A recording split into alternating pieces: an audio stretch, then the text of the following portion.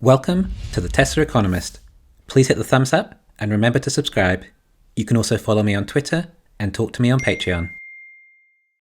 Every electric vehicle that enters the market has a barrier to entry, unlike an ICE vehicle. The barrier to entry is that electric vehicles need a sufficient range. I mean, don't get me wrong, ICE cars do too. You don't want to drive any car that needs to be refueled every 100 miles or so of driving. So all ICE cars also need about 250 to 300 miles of range on a tank as well. But here's where it differs. For an ICE car to have a longer distance of range, you simply make the gas tank a little bit bigger. But an electric car to have more range, well, you need more batteries and or improved efficiencies. It would be like the equivalent in effort and expense. For an ICE car to increase its range, it would need to go from a 2-litre 4-cylinder engine to a 4-litre V8. And this is where the problem lies. If all cars come with the equivalent of a 4-litre V8, then it's a significant cost, particularly for something small and cheap. And even if it is a small and cheap car, it still needs to offer sufficient range. You see, you can't make an electric vehicle that's just very slow, but still gets average range, like you can with a cheap ICE car. The amount of batteries the vehicle holds is generally going to reflect the amount of range the car can offer. We know that realistically, the market has decided EVs need to be hitting around the mid-200s for range, 250 to 300 miles. Therefore, instantly, any EV will automatically have this barrier to entry, a large enough battery to give that much range, which is around 60 to 70 kilowatt hours, or at least $10,000, just for the batteries at the cell level. When you include the pack, the motor, the drivetrain, then there's probably about $15,000 cost already. Therefore, any EV simply cannot compete with any ICE cars below $15,000, and that doesn't even include the cost of the rest of the car. Okay, sure, we could use LFP batteries and reduce the range a bit, and that cost could reach under $10,000, but we want to focus on the amount of range a consumer requires, and what it costs to achieve that. We're told that EVs will be at parity with ICE cars as soon as they hit $100 per kilowatt hour of battery.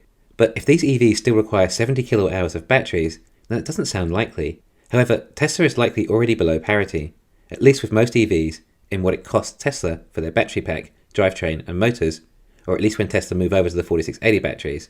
And if Tesla also move into in-house LFP batteries, then the cost of all the batteries, drivetrain, motor for the Model 2 probably isn't far off $5,000, which is a much lower price point to have to start at, and a significantly lower barrier to entry.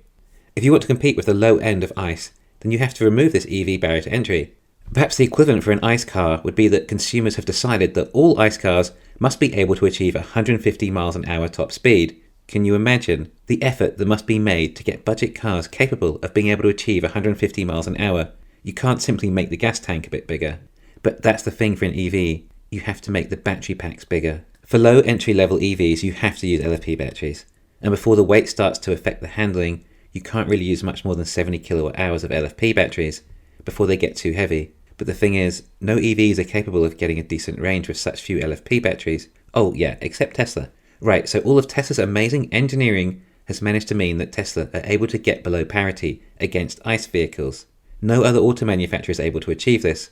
Although Tesla don't need to go lower than $25,000 vehicle anyway, as when you compare it with an ICE equivalent, the Tesla costs thousands of dollars less to run each year.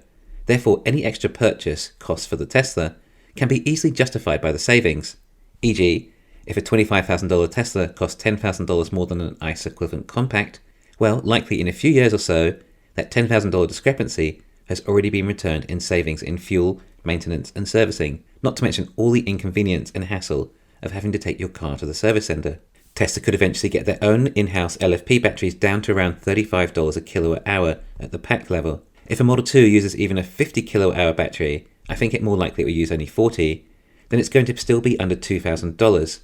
Of course, Tesla's LFP batteries are likely to be significantly more energy dense than BYD's equivalent blade batteries too. I didn't get that math wrong. That is literally how cheap Tesla might be able to make a battery pack for Model 2.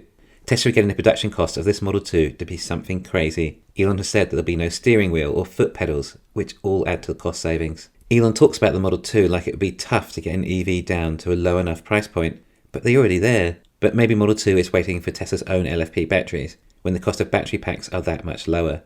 It would actually likely time in very well with the production of the Model 2. Elon said he expected to launch the LFP battery next year, especially if the Model 2 factory is not built in China.